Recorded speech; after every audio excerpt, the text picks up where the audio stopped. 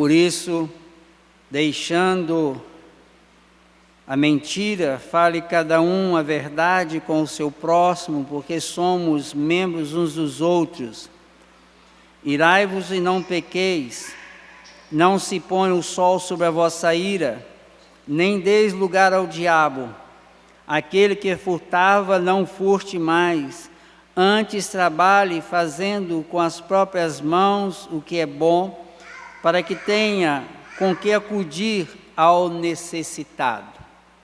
Meus irmãos, Lucas capítulo 19, versículos de 1 a 10, que nós lemos, nos mostrou naquele texto que Jesus entrando numa cidade e um certo homem de pequena estatura queria ver Jesus e sobe num galho de uma árvore e ele, para ver Jesus, Jesus para debaixo da árvore e fala com Zaqueu: Zaqueu, desce depressa que eu vou para a sua casa. As críticas que o texto fala, que Jesus foi criticado porque estava indo para a casa de um pecador. E ao chegar na casa daquele homem, conversando com aquele homem toma uma decisão. Ele diz que se havia roubado alguém, ele iria restituir 4 vezes mais, com certeza era um homem rico, e de tudo que ele tinha, metade ele ia dar para os outros, ia dar para os pobres. E Jesus diz assim: hoje houve salvação. Teve salvação, porque este é um filho de Abraão. Meus irmãos, esse texto, ele nos mostra a mudança de uma pessoa que tem um encontro com Jesus. Mostra isso. O texto que nós falamos, antecedente a esse, em Efésios capítulo 4, ele relata aquilo que nós havíamos tratando aqui em Efésios, quando Paulo mostra que existe pessoas que têm uma natureza humana e estão mortas nos seus delitos e pecados, e ele vai citar aí nos versículos 18, 19, 20, os anteriores ao 20, que essas pessoas, elas têm dureza de coração, elas são insensíveis, elas são ávidas pelo pecado, elas são pessoas que vivem debaixo da ira de Deus. E mostra pessoas, a partir do versículo 20 no capítulo 4, mostra pessoas que são diferentes. E essas pessoas que experimentaram um novo nascimento por obra do Espírito Santo, o texto diz que eles têm que se despojar do velho homem. Eles têm que tirar de sobre si aquilo que era velho do passado. E meus irmãos, Zaqueu é um grande exemplo daquilo que o homem tem que se despojar. Ele tem um encontro com Jesus e diz para Jesus: olha, se eu fiz isso, eu vou consertar o que eu fiz. Se eu fiz, eu vou consertar o que eu fiz. E o texto que nós acabamos de ler, esses versículos 25, 26 até o 28, ele vem nos mostrar, meus irmãos, e dá exatamente isso. Ele vem mostrar de forma clara aquilo que o cristão, uma vez que ele teve uma experiência com o Senhor, ele tem que deixar para trás. E ele começa dizendo: por isso, deixando a mentira, fale cada um a verdade com o seu próximo, porque somos membros uns dos outros. A primeira coisa que ele coloca aqui é com relação a deixar de mentir e passar a falar a verdade. Os irmãos, a mentira é um problema sério, e interessante que a palavra que é usada aqui para mentira, ela se refere não só ao fato de alguém falar uma mentira, mas também se refere a qualquer coisa que você faça para enganar alguém. Qualquer coisa que você faça que engana alguém. Qualquer atitude, qualquer gesto, qualquer coisa que você venha fazer, que serve para enganar alguém. E aqui, meus irmãos, nós precisamos de lembrar de algumas coisas. Primeiro, que Adão e Eva foram enganados exatamente por Satanás, e ele mentiu a Eva, quando ele propõe algo que Deus não havia proposto. Nós vamos encontrar coisas, por exemplo, como quando você lê Mateus 23, Jesus chamando os religiosos daquela época de hipócritas, chama eles de sepulcro caiado, porque um sepulcro caiado é aquele sepulcro que passaram cal nele, então ele ficou branco por fora, mas por dentro ele está podre. O que tem lá são pessoas em estado de decomposição. Então, o que o Jesus está dizendo? Vocês são hipócritas. Então, essa hipocrisia farisaica, que mostra uma religiosidade externa e uma podridão por dentro, é mentira. É uma demonstração de algo que você não é. Então, a mentira, ela pode ser uma mentira falada, ela pode ser uma mentira expressada ou comunicada de forma manual ou de forma física, através do rosto. Nós brasileiros falamos muito por gestos, fazemos muita comunicação não falada, porque a comunicação não é só falada. E hoje a mentira, ela é instrumento constante nos meios sociais. Há pouco tempo eu fiz um comentário até com as Istes sobre um casal que se apresentava tão bonito lá no Facebook, comemorando o aniversário de casamento, e eu sabia que toda aquela pompa e toda aquela alegria demonstrada naquele aniversário de casamento não passava de uma mentira. Era uma mentira, porque eles não estavam vivendo aquilo. Ou seja, a pessoa hoje, ela não mente somente falando, ela mente às vezes expressando coisas que não é verdade, expressando uma espiritualidade que não é verdade, e o meio social então virou uma coisa tremenda de mentira. Você pega aí essas pessoas, esses youtubers da vida, que você vai ver, a pessoa está lá demonstrando uma alegria, uma paz de coração, uma felicidade tremenda naquilo que ela tem, naquilo que faz, e na verdade é uma pessoa que daqui a pouco está quase se suicidando por causa de depressão e de outras coisas mais. Ou seja, ele diz, tire a mentira e passe a falar a verdade. E é interessante que ele faz uma colocação que é muito importante aqui, que ele diz, porque somos membros uns dos outros. Por que ele usa essa expressão? É porque a mentira, ela é um instrumento para causar a divisão, causar a quebra da unidade e da comunhão entre partes. Por exemplo, vamos começar aqui, lugar simples de você ver isso. O marido começa a pregar mentira para a esposa. O marido começa a demonstrar para a esposa, ou demonstrar na igreja uma espiritualidade que não tem. A esposa começa a ver aquilo. Ou a esposa começa a mostrar uma coisa que dentro de casa não é. Começa a romper o relacionamento.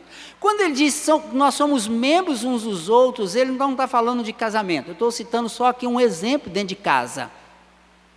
Um pai que começa a mostrar uma coisa e o filho sabe que não é. Aquilo não é verdade. Isso começa a romper a confiança, começa a romper a seriedade. E quando ele fala que nós somos membros uns dos outros, ele está se referindo à igreja. Ele está se referindo ao corpo de Cristo, à família de Deus. Se há mentira entre os membros da igreja, a divisão é certa, os problemas são certos. Quando alguém mente para você, você deixa de confiar nele ou nela. Essa pessoa mente e não é de minha confiança. Isso acontece dentro de casa, isso acontece na família, isso acontece na igreja e isso acontece na sociedade. Qual é o grande problema que temos como cidadão quando tratamos de determinados políticos? Não vou dizer todos, mas determinados políticos. É que quando o cara fala, você vive assim, isso é mentira. E você não acredita. Ou seja, um líder falando que mente, ele transfere para aquele que é liderado uma insegurança. Isso é um problema muito sério. Muito sério. Então a mentira, ela é um problema sério. E aí ele vai partir para uma segunda coisa, algo que ele determina que nós devemos tirar de sobre nós. Ele diz: irai-vos e não pequeis, não se ponha o sol sobre a vossa ira. Não se põe o sol sobre a vossa ira, e nem deis lugar ao diabo. No versículo 27. Então ele faz aqui uma segunda questão que nós devemos tirar de sobre nós e que o ímpio tem: ira. Meus irmãos, a ira, ela não é pecado em si mesmo. Porque a ira, aqui ele está dizendo, ele está falando, irai-vos, ou seja, você pode irar, você não pode pecar. Então a ira, ela tem um limite, que até onde você pode ir com ela. Um exemplo nós vemos aí, lá no capítulo 19 de Lucas mesmo, versículo 45, me parece, no início do livro de Mateus, acho que no capítulo 3, ali no início do livro de Mateus, também no início do livro de Marcos, nós vamos ver Jesus se irando contra aqueles homens que estavam no templo. Eles estavam no pátio dos gentios, onde os gentios faziam adoração, porque os gentios não podiam entrar no pátio dos judeus, no templo. Eles foram para ali, montaram as suas bancas e faziam mercado, faziam troca de moedas. E Jesus chega ali, expulsa eles, quebra as mesas e coloca eles para fora. Jesus irou com eles? Sim. Jesus pecou? Não, porque Jesus nunca pecou. Então a ira, ele diz para você irar e não pecar. Como que isso acontece? Tem um comentário de Calvino sobre esse texto, que ele coloca algumas coisas que eu quero colocar para vocês. Primeiro, é que quando nós nos iramos por motivos sem importância, às vezes por nada, ou pelo menos por injúrias ou ofensas pessoais, isso é um problema. Quando você se ira por motivos sem importâncias, ou por injúria contra você, ou por questões pessoais, você está pecando. Por quê?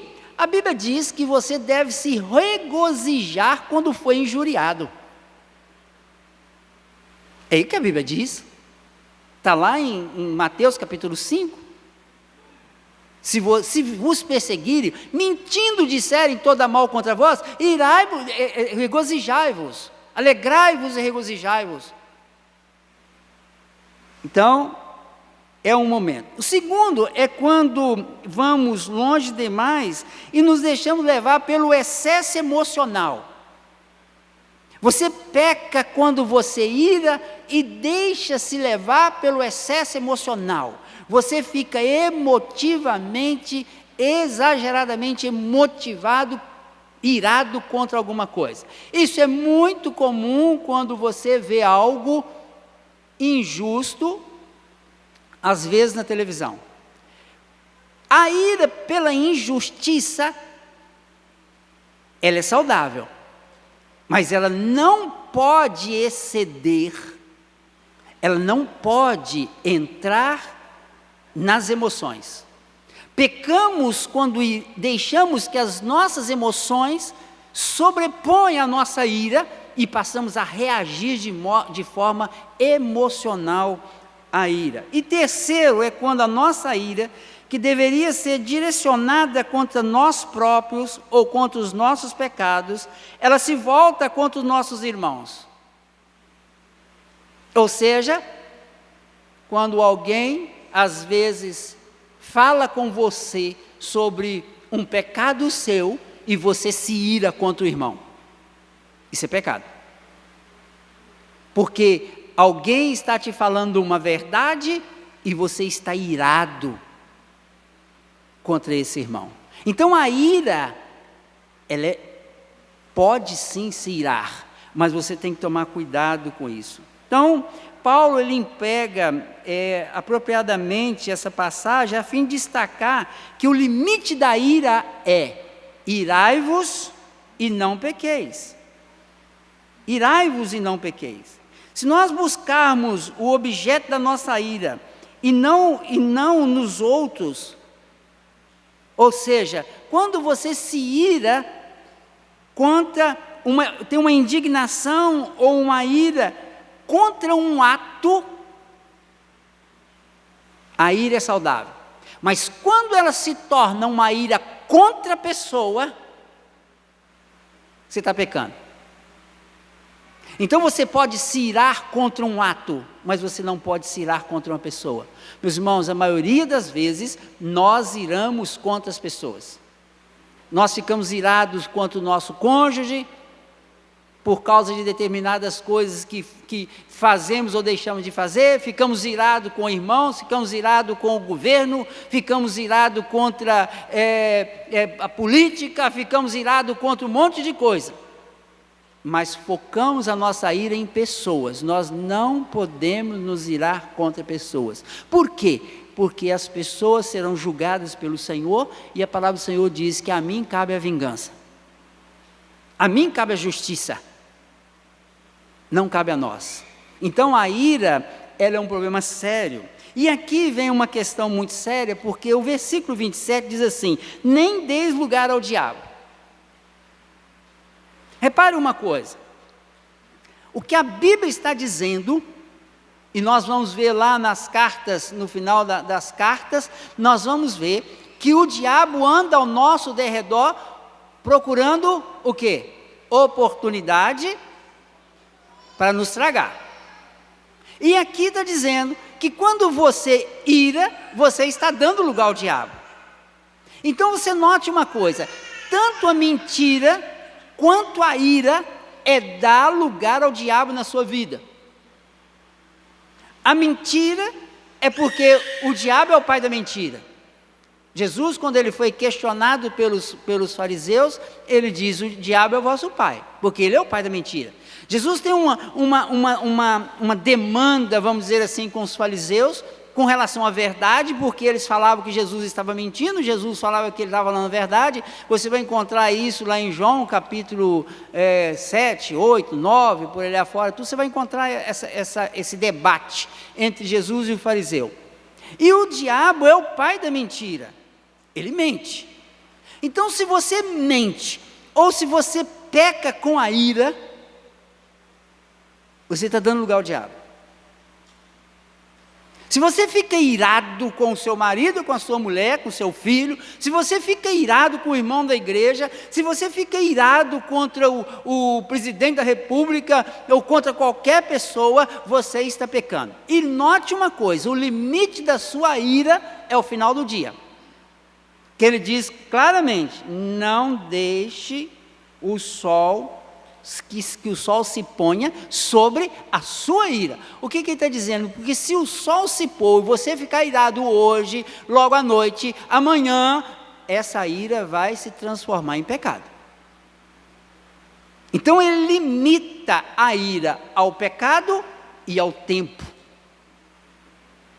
Por isso, meus irmãos, nós devemos tomar cuidado com a ira. E aí ele vai partir para o versículo 28, quando diz assim: aquele que furtava, não furte mais, antes trabalhe fazendo com as próprias mãos o que é bom, para que tenha com que acudir aos necessitados.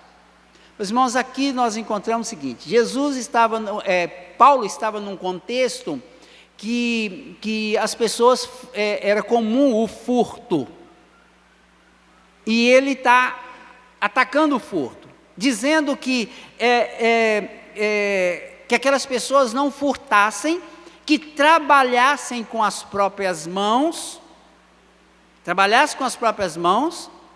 e que o fruto do trabalho, ou seja, o que alcançasse com o trabalho, servisse para ajudar os necessitados. Aqui tem uma questão séria. Primeiro, que furtar é tirar do outro, e nós temos aí alguns furtos modernos. Por exemplo, nós às vezes furtamos da empresa quando nós não trabalhamos do jeito que temos que trabalhar. Nós vamos ver isso depois mais lá na frente. Então ele diz, não furte, mas trabalhe. O que ele está dizendo é, o cristão, aquele que nasceu de novo, tem que trabalhar. Trabalhe. Hoje é claro que se você for trabalhar com as próprias mãos, ele não está dizendo que você tem que trabalhar num trabalho que você tem que usar as mãos. Hoje você pode trabalhar trabalhando num computador sem ter que usar as mãos num trabalho pesado. Mas o que ele está dizendo é o seguinte, trabalhe, ganhe, mas saiba de uma coisa, aquilo que o Senhor te dá como riqueza pelo seu trabalho, tem um objetivo. O que o mundo te ensina? Que você ganhe muito para que você se deleite nos seus prazeres. Vocês lembram daquela parábola do homem que plantou, colheu muito, encheu os seus celeiros e diz assim, agora, o que ele diz? Regala-te. Agora eu posso dizer para minha alma, regala-te. Aquilo é mais ou menos assim, o sujeito trabalhou muito, ajuntou, guardou e juntou dinheiro, agora está com uma grande quantidade de dinheiro lá aplicada lá na Bolsa de Valores, e agora eu vou fazer o seguinte, eu vou viajar, regala-te. O texto lá diz, louco, hoje mesmo te dirão a tua alma, para quem, o que tem para quem serás. Meus irmãos, a pessoa que quer trabalhar para ganhar para si, peca. Por quê? Olha o que diz o texto. Olha aí, versículo 28. Aquele que furtava, não furte mais. Antes, trabalhe fazendo com as próprias mãos o que é bom, para que tenha com que gastar com você mesmo. É o que está escrito? Não. Para que tenha com que acudir ao necessitado. Meus irmãos, o que o Senhor nos dá, não é para que a gente viva uma vida de soberba, nos deleitando nos prazeres que o mundo oferece, nos deleitando nas coisas do mundo. O que o Senhor nos dá do trabalho é para que a gente tenha com que acudir àquele que é necessitado. Por que o Senhor, isso está aqui?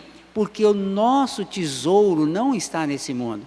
A nossa vida não está nesse mundo, a nossa vida está no porvir. Então aquele que nasceu de novo, ele entende que o que o Senhor dá a ele é para a sua sobrevivência de uma forma mais simples possível. Ele pode usar sim para suas férias, ele pode usar para suas roupas, ele pode usar para comprar o seu carro, mas ele tem que saber uma coisa, o Senhor dá também para que ele distribua com o necessitado.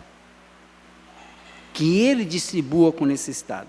Meus irmãos, esse texto, ele tem que nos mostrar que a nossa busca, preste atenção, ele está dizendo no texto anterior, despoje, tire de você a mentira, a ira e a falta de trabalho. Tire isso de você. Se torne uma pessoa verdadeira. Se torne uma pessoa que não ire. Se torne uma pessoa que não dê lugar ao diabo.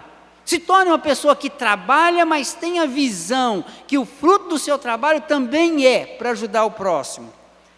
Meus irmãos, essa busca por mudança na forma de viver como cristão nesse mundo, deve ser uma resposta nossa ao amor de Deus para conosco. Deus nos ama, Deus criou este mundo, Deus criou todas essas coisas. Quando você vê que Deus criou o mundo, criou o homem e colocou o homem num jardim feito por Ele, pelo próprio Deus, com toda beleza, com toda sorte de árvores, com tudo aquilo que a natureza pudesse oferecer, Deus fez por prazer, com alegria e por amor. O homem perdeu tudo isso, e esse homem agora que vai se livrar de tudo aquilo que o mundo oferece, é o homem que vai voltar para o mesmo jardim que Deus criou. É o homem que vai voltar ao princípio da criação, quando Jesus voltar. Então nós temos que nos livrar do pecado por amor a Deus. Então nós temos que amar o Senhor, nós temos que pagar um preço. Então, através dessa obra do Espírito em nós seremos transformados para aquele dia que nós vamos encontrar com o Senhor. Então, o Senhor, quando Ele requer de nós santidade, não é porque você vai ser santo para ser salvo, você é um salvo que precisa de santificar. Você é um salvo que tem que abandonar a mentira e falar a verdade. Você é um salvo que tem que realmente se irá com coisas certas, mas não pode pecar. Você é um salvo que tem que trabalhar, mas olhar para quem você vai distribuir até o seu ganho. E nesse aspecto, até aqueles que têm o coração aberto para o dízimo, entendem isso. O que eu ganho não é para mim. É para mim e para o meu próximo. É para mim e ajudar aquele que não tem, que Deus coloca próximo de mim. Então, nós precisamos de entender isso, que essa obra do Espírito na vida do cristão, ele tem por objetivo fazer com que nós sejamos preparados para uma vida eterna com Deus, aonde nós viveremos assim. No reino do Senhor que está sendo implantado e será concretizado na volta de Cristo, não vai ter esse negócio de alguém mais rico do que o outro, não vai ter esse negócio de alguém trabalhar e viver soberbamente, não vai ter isso. Aqui nesse mundo, nós não temos igualdade de forma alguma, porque no mundo tereis sempre o pobre perto de você. Nunca deixará de haver o pobre na terra, enquanto Jesus não voltar. Mas na volta de Cristo, tudo isso vai acabar. Então você tem que viver isso. Agora, qual é o problema nosso? Qual o problema nosso? O homem sem Cristo, ele troca a vida do porvir, ele troca as bênçãos que Deus está preparando, Jesus está preparando para ele troca isso pela vida no mundo. É claro, a pessoa trabalha porque ela quer ter muito, a pessoa trabalha e ganha aqui, ganha ali, compra uma casa, se deixar, compra a cidade inteira, e você vai só juntando. Louco. Daqui a uns dias te pedirão a tua alma, o que você tem, para quem será? A pessoa sem Cristo, ela engana, ela mente. A pessoa sem Cristo, ela, em lugar de trabalhar, ela às vezes quer ganhar de forma errada. A pessoa sem Cristo ira, mata e depois ainda diz que é por amor. A pessoa sem Cristo mente, até dentro da igreja, provoca divisão entre os irmãos, que é joio. A pessoa que tem Cristo, ela troca a vida dos prazeres deste mundo pela busca constante de santidade. Por quê? Ela quer ser igual ao Senhor. Nós vamos ver isso aqui na frente, quando Paulo vai falar isso à igreja dos Efésios, já lá no capítulo 5, ele vai dizer: sede, pois, imitadores de Deus como filhos amados, No início do capítulo 5, ele vai dizer isso. Nós vamos ver isso daqui a uns dias. Então, o sem Cristo, ele vive com a sua natureza humana dominando sobre si, está debaixo da ira de Deus, não abre mão de nada, e está vestido com tudo aquilo que a palavra de Deus condena, e não tem o Espírito Santo para motivá-lo para poder buscar as coisas de Deus. A pessoa que tem Cristo, ela entende o que é uma pessoa sem Cristo, ela sabe o que ela tem que ser, e ela tira de sobre si todas essas coisas. E nós vamos ver mais coisas aqui, porque ele vai falar disso até quase o final do livro, mostrando o que é uma pessoa que nasceu de novo e que tem uma natureza de Deus nela. Então, nesta noite, eu gostaria que você fizesse uma análise, progressivamente, aonde você precisa se despir e vestir de novo. Talvez você tenha o hábito de mostrar uma coisa que você não é, isso é mentira. Mostrar uma espiritualidade que você não tem, isso é mentira. Muitas vezes a igreja toda te vê como uma pessoa muito crente, mas no fundo você sabe que você está transparecendo algo que você não é. Isso é mentira, você está enganando. Comece a dizer para o Senhor verdadeiramente o que você é, comece a se despir do velho homem, e se vestir de uma nova criatura, real, verdadeira. Se você está irado já há muito tempo com alguém por causa de bobagem, por causa de pequenas coisas, não conversa, não tem relacionamento, isso divide o povo de Deus. Tira isso do coração. A ira e a mentira dá lugar ao diabo. Põe isso no seu coração. Não dê lugar ao diabo. Meus irmãos, é uma imensa insensatez dar lugar ao diabo. Se tem alguém que você não pode dar lugar, é o diabo. É melhor você dar lugar a um ladrão que você vai passando na sua porta e dizer para ele, pode entrar e roubar, porque ele só vai te roubar objetos. Vai te roubar uma televisão, você compra outra. Mas dar lugar ao diabo com ira, com mentira, fuja disso. Então, se você é cristão, você deve pensar progressivamente. O que eu chamo de pensar progressivamente? É onde você precisa se despir. O que você precisa tirar de sobre você o mais rápido possível? O que você precisa divertir agora do novo homem? Busque a graça do Senhor para que Ele te fortaleça e te prepare para estar com Ele no porvir. Busque a graça do Senhor. Fala, Senhor, eu preciso da Tua graça para perdoar. Eu preciso da Tua graça para tirar a raiva do meu coração, a ira. Eu preciso da Tua graça para me parar de mentir. Eu preciso da Tua graça para trabalhar com prazer. Eu preciso da Tua graça para abrir mão do apego que eu tenho ao dinheiro. Eu não tenho coragem de ajudar ninguém, eu não tenho coragem de entregar meu dízimo, eu não tenho coragem de nada, porque eu sou apegado ao dinheiro, e eu trabalho por causa do dinheiro. Meus irmãos, nós não trabalhamos por causa do dinheiro, nós trabalhamos porque Deus mandou nós trabalharmos. Claro que se você tiver uma opção, uma oportunidade de ganhar mais, é uma oportunidade que Deus está te dando para que você ajude mais, para que você tenha talvez uma melhora para a sua família, mas também uma melhora para a família do próximo, uma melhora para a igreja. Eu conheço um homem bem rico, bem rico. Um dia eu falei com ele assim, por que você não compra um carro assim, deu uma marca de um carro desses carros, que custa aí uns 400 mil, 500 mil. Ele falou, para quê? Para quê? Vou fazer o que com isso? Esse que eu tenho é usado, eu vou,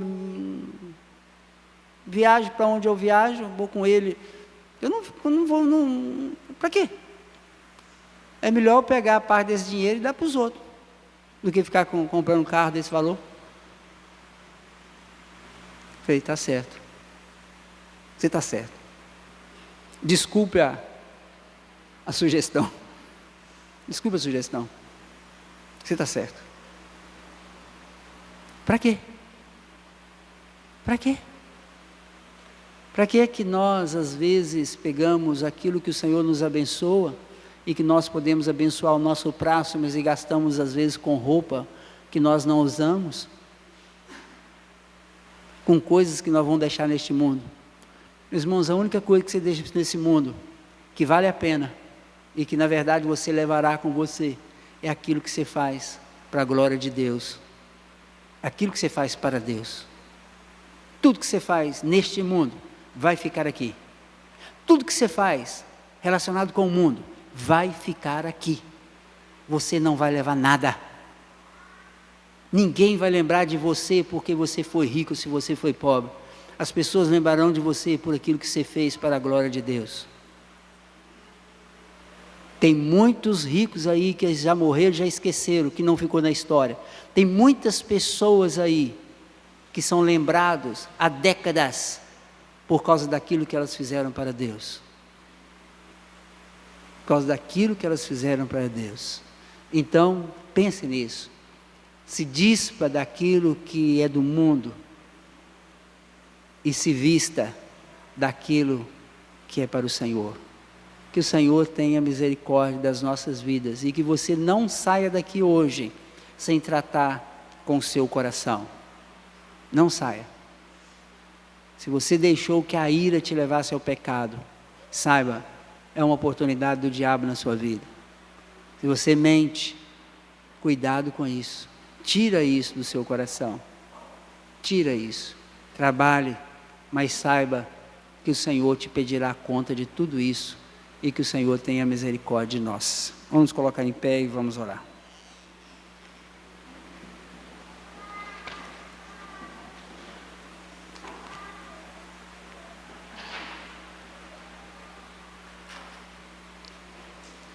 Pai querido, pedimos ao Senhor que tenha misericórdia das nossas vidas. Tenha misericórdia, ó Pai, de tudo aquilo que herdamos da nossa natureza pecaminosa, humana, e que ainda em nós precisa ser despido, ó Deus. Que o Senhor, através do poder e a ação do Teu Espírito, esteja nos convencendo dos nossos pecados. Não deixe, ó Pai, que nós saiamos daqui levando de volta aquilo que nós devemos deixar, mas que nós possamos sair daqui levando aquilo que nós precisamos de vestir. Por isso, ó Pai, tenha misericórdia, que o Teu Espírito nos dê força, que a Tua graça nos mova, para que nós venhamos, ó Pai, a viver a verdade, nós venhamos a controlar a nossa ira, venhamos a trabalhar firmemente para a glória do Teu nome, para o louvor do Teu nome, e que nós, ó Pai, possamos assim estar cada vez mais parecidos com o Senhor Jesus, a quem nós precisamos de imitar, porque Ele é o nosso exemplo, Ele é quem realmente viveu como nós deveríamos viver. Por isso, ó Pai, tenha misericórdia, trabalha no nosso coração. E que as decisões, ó Pai, aqui que precisam ser tomadas nesta noite, sejam tomadas pela ação poderosa do Teu Espírito no nosso coração. E leva-nos, ó Pai, para os nossos lares com a Tua bênção. Que a graça do nosso Senhor e Salvador Jesus, que morreu na cruz do Calvário por nós, o amor do nosso Deus e Pai, que nos escolheu antes da fundação do mundo, a direção e a unção do Espírito esteja sobre cada um de vós e sobre todo o povo de Deus espalhado sobre a terra, hoje e para todo sempre.